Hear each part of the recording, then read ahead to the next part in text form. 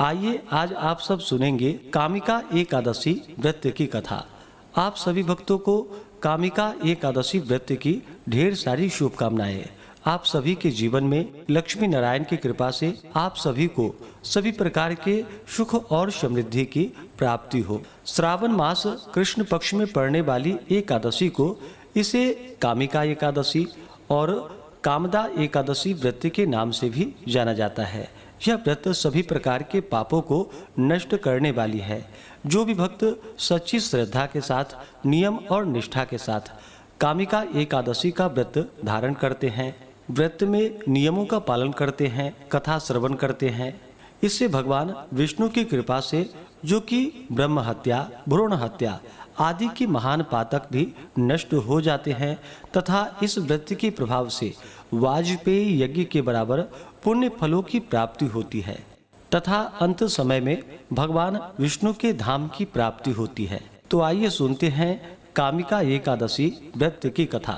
तो बोलिए प्रेम से भगवान विष्णु की जय, माता लक्ष्मी की जय, एकादशी माता की जय। बहुत समय पहले की बात है। एक बार युधिष्ठिर ने भगवान श्री कृष्ण से कहा कि हे भगवान, श्रावण मास के कृष्ण पक्षी की एकादशी का क्या नाम है और इसका क्या महात्म्य है, सो मुझसे कहने की आप कृपा करें। भगवान श्री कृष्ण जी ने कहा कि हे युधिष्ठिर, मैं सभी पापों से मुक्त होने वाले व्रत की कथा का वर्णन करता हूँ, जिसे पहले ब्रह्मा जी ने अपने पुत्र नारद जी से कहा था। श्रावण मास के कृष्ण पक्षी की एकादशी का नाम कामदा और कामिका है, जिसका कि केवल महात्म्य सुनने मात्र से वाजपेयी यज्ञ का फल प्राप्त होता है। उस दिन जो मनुष्य शंख चक्र गदाधारी एवं श्रीधर नामक विष्णु जी की पूजा करते हैं और भक्ति पूर्वक ध्यान करते हैं, उनको नैमिषारण्य में एवं पुष्कर तथा काशी में गंगा स्नान का जो फल होता है, उससे भी अधिक उत्तम फल की प्राप्ति होती है।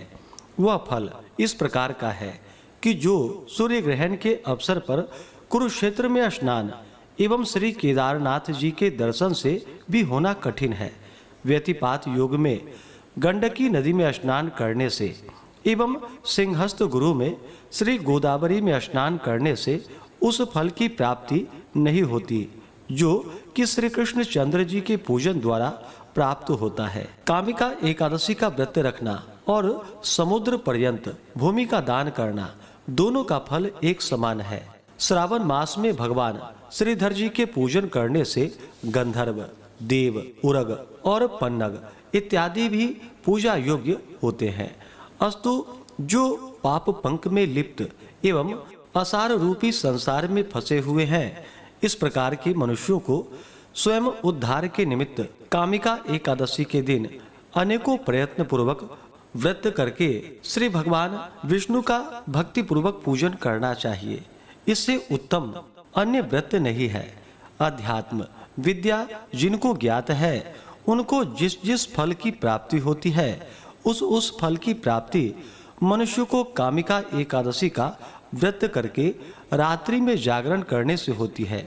कामिका एकादशी के व्रत का ही प्रभाव है जो योगियों ने मुक्ति प्राप्त की। अस्तु सच्चरित्र मनुष्यों को इस व्रत को करना नितांत ही आवश्यक है। एक बार के स्वर्ण दान से या उससे चतुर्गुण चांदी के दान करने से अथवा रत्न इत्यादि द्वारा पूजा से भगवान उस प्रकार संतुष्ट नहीं होते हैं जितना कि तुलसी पत्र के पूजन करने से संतुष्ट होते हैं। जिन मनुष्यों ने तुलसी की मंजरी द्वारा भगवान की पूजा की है, वे अपने जन्म जन्मांतरों के घोर पापों को भी नष्ट कर डालते हैं। इस प्रकार की तुलसी देवी को शततः प्रणाम है, जिसके केवल दर्शन मात्र एवं स्पर्श से ही समस्त पाप नष्ट होकर शरीर पवित्र हो जाता है। जो मनुष्य एकादशी के दिन भगवान को रात्रि में दीप दान करते हैं, उसकी फल प्राप्ति को चित्रगुप्त भी नहीं समझ सकते। उस दिन जो मनुष्य रात्रि पर्यंत भगवान की प्रतिमा के सम्मुख दीप को जलाया करते हैं, उसके पितरलोक को अमृत प्राप्त होता है। घृत एवं तिल के तेल से दीपक जलाने वाले को कामदा के प्रभाव द्वारा स्वर्गलोक की प्राप्ति होती है। इसलिए इस प्रकार के पापनाशिनी कामिका नामक एकादशी का व्रत हर मनुष्य को करना चाहिए, यही उचित है।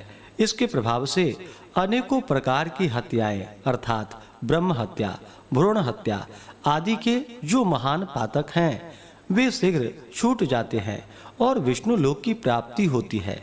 कथा के अनुसार एक गांव में एक वीर क्षत्रिय रहता था।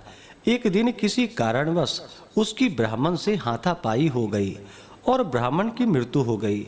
अपने हाथों मरे गए ब्राह्मण की क्रिया उस क्षत्रिय ने करनी चाहिए, परंतु पंडितों ने उसे क्रिया में शामिल होने से मना कर दिया। ब्राह्मणों ने बतलाया कि तुम पर ब्रह्म हत्या का दोष है, पहले प्रायश्चित करो, इस पाप से मुक्त हो जाओ, तब हम तुम्हारे घर भोजन ग्रहण करेंगे। इस पर क्षत्रिय ने पूछा कि इस पाप से मुक्त होने का क्या उपाय है। तब ब्राह्मणों ने बतलाया कि श्रावण माह के कृष्ण पक्ष की कामिका एकादशी का व्रत तुम भक्ति भाव से करो। भगवान श्रीधर का व्रत एवं पूजन कर ब्राह्मणों को भोजन करा करके उन्हें सदस्यता के साथ आशीर्वाद प्राप्त करने से इस पाप से मुक्ति मिलेगी। पंडितों के बताए हुए तरीकों पर व्रत कराने वाली रात्रि में ही भगवान श्रीधर ने क्षत्रिय को दर्शन देकर कहा कि तुम्हें ब्रह्म हत्या के पाप से मुक्ति मिल गई है। इस व्रत के करने से ब्रह्म हत्या आदि के सभी पाप नष्ट हो जाते हैं और इस लोक में सुख भोग कर प्राणी अंत में विष्णु लोक को जाते हैं। इस कामिका एकादशी के महात्म्य के श्रवण व पठन से मनुष्य को वाजपेयी यज्ञ के बराबर पुण्य फलों की प्राप्ति होती है तथा स्वर्गलोक की प्राप्ति होती है। बोलिए प्रेम से भगवान विष्णु की जय, माता लक्ष्मी की जय। श्रावण मास कृष्ण पक्ष की एकादशी तिथि प्रारंभ समय जो कि 30 जुलाई 2024 दिन मंगलवार शाम 4:46 और एकादशी तिथि की जो समाप्ति है वह 31 जुलाई 2024 दिन बुधवार दोपहर 3:57 पे एकादशी तिथि की समाप्ति है। तो शुद्ध रूप से एकादशी का व्रत जो कि 31 जुलाई 2024 दिन बुधवार को धारण किया जा रहा है। व्रत का पारण जो कि हरिवासर समाप्त होने के बाद करना चाहिए। हरिवासर का समय द्वादशी तिथि का पहला चौथाई हिस्सा हरिवासर का होता है, इसे छोड़ करके ही व्रत का पारण करना चाहिए। तो द्वादशी तिथि की जो समाप्ति है वह 1 अगस्त 2024 दिन गुरुवार को दोपहर 3:30 पे द्वादशी तिथि की समाप्ति है। व्रत का पारण 1 अगस्त को सुबह 5:43 से सुबह 8:24 तक व्रत का पारण किया जाएगा।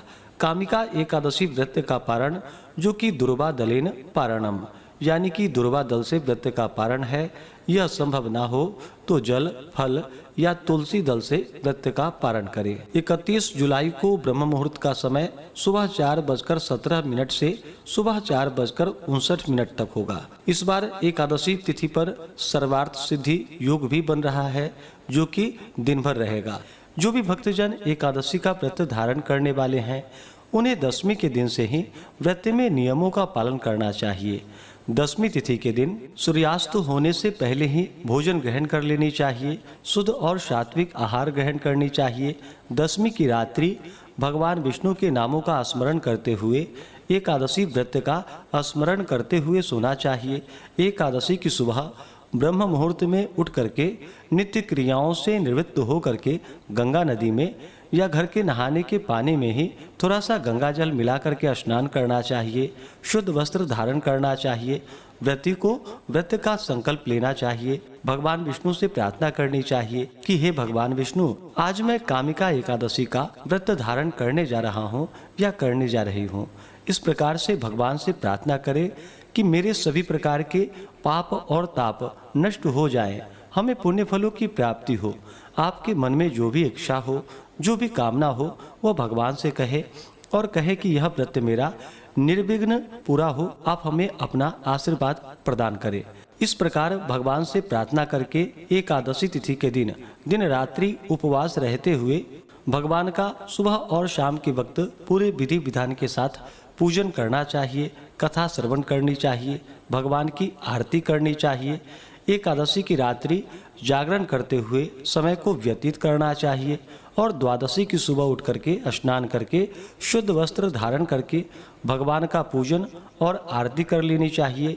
इसके बाद ब्राह्मणों को भोजन करवाएं, ब्राह्मणों को दान और दक्षिणा दें और फिर समय के अनुसार व्रत का पारण करना चाहिए। जो भक्तजन उपवास नहीं रह पाते हैं, जिनका स्वास्थ्य सही ना हो, तो आप एक समय फलाहार ग्रहण करके व्रत को धारण करें। व्रत के दौरान व्रती को किसी के ऊपर क्रोध नहीं करनी चाहिए। अपने मन में किसी के प्रति ईर्षा या द्वेष का भाव नहीं लाना चाहिए। ब्रह्मचर्य का पालन करना चाहिए। तामसिक वस्तुओं का प्रयोग बिल्कुल भी नहीं करना चाहिए। नशीले पदार्थों का सेवन नहीं करना चाहिए। धर्म का आचरण करते हुए रहना चाहिए। इस दिन भगवान विष्णु के चरणों में अपना मन लगाना चाहिए। इस दिन जहाँ तक बन सके ओम नमो भगवते वासुदेवाय या श्री कृष्ण गोविंद हरे मुरारी आदि जप करते रहना चाहिए। इससे भगवान विष्णु अपने भक्तों पर अति प्रसन्न होते हैं और अपना कृपा प्रदान करते हैं। तो आशा करता हूँ कि यह जानकारी आपको अच्छा लगा हो। ऐसे ही ज्ञानवर्धक जानकारियाँ प्राप्त करते रहने के लिए, व्रत पूजा के बारे में जानने के लिए, कथा को सुनने के लिए चैनल पे अगर आप पहली बार आए हैं तो चैनल को लाल बटन दबा करके सब्सक्राइब करें। साथ में बेल आइकन घंटी को दबाएं ताकि आने वाली वीडियो का नोटिफिकेशन आपको समय से मिलता रहे।